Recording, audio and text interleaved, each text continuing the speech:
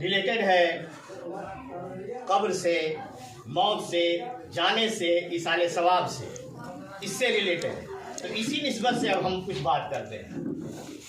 ہم لوگ جو کچھ بھی پڑھتے ہیں اللہ فرما رہا ہے، اس کی دلیل کہاں سے ہے؟ اچھا، ابھی جتنی بات یہاں پر ہوئی، اللہ کے رسول قرآن حدیث سے ہٹ کے کچھ بات ہوئی ہے کیا؟ میں پوچھ رہا ہوں آپ لوگوں کے لیے، نہیں ہوئی ہے؟ اسی محفل کے بارے میں اللہ فرماتا ہے کہ اللہ کے کچھ فرشتے اس طرح زمین و آسمان میں گھومتے پھرتے رہتے ہیں، اور جہاں اللہ کے رسول کا ذکر ہوتا ہے وہاں ایک دوسرے کو بلا کر کے جمع کرتے ہیں، فرشتے ادھر آؤ بھائیوں، یہاں اللہ کے رسول کا ذکر ہو رہا ہے، بیٹھ جاؤ۔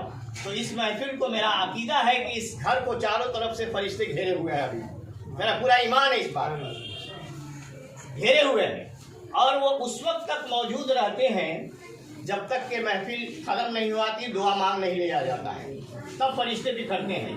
تو آپ دیکھیں نہ دیکھیں، یہ کتاب کی باتیں ہیں، ہماری اپنی گھر کی نہیں ہے، فرشتے اس کو گھیرے ہوئے ہیں۔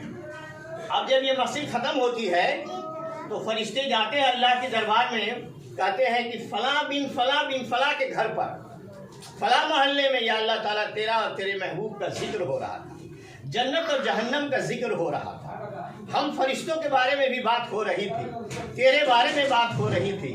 اللہ پوچھتا ہے کہ بتاؤ فرشتوں، کیا ان لوگوں نے ہم کو دیکھا ہے؟ کہا نہیں۔ کیا وہ لوگ جہنم دیکھے ہیں؟ کہا نہیں۔ جنت دیکھا ہے؟ کہا نہیں، لیکن پھر بھی تجھ سے ڈر رہے تھے۔ اللہ فرماتا ہے فرشتوں تم گواہ رہنا کہ ہم نے اس محفل کے تمام لوگوں کو بخش دیا۔ یہ وہ محفل ہے۔ پھر فرشتے کہتے ہیں کہ ایک آدمی ایسا بھی آیا تھا، اس کا من نہیں تھا سننے کا، لیکن بیٹھے بیٹھے جا رہا تو کہا کہ چلو بھائی تھوڑا دیر کے لیے ہم بھی بیٹھ جاتے ہیں، تو کہا اس کو بھی بخش دیا۔ ان کے ساتھ یہ ہے اس محفل کی برکت، یہ ہے اس محفل کا دلیل۔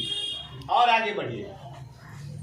بہت لوگ کہتے ہیں کہ قبر میں ڈال دیے، سڑ گل کے ختم ہو گئے، ٹھیک ہے؟ جب سڑ گل کے ختم ہو گئے تو ہم لوگ قبرستان جاتے ہیں، تمام بھائیوں دھیان سے سنیں، تو کوئی بچہ غلطی سے قبر پر چلا جاتا ہے، مت جائیے قبر پر، پیر مت رکھیے۔ تو جب قبر میں کچھ اس کو پتہ نہیں چل رہا ہے تو قبر پر پیر رکھے چاہے دوڑے، کیا فرق پڑتا ہے؟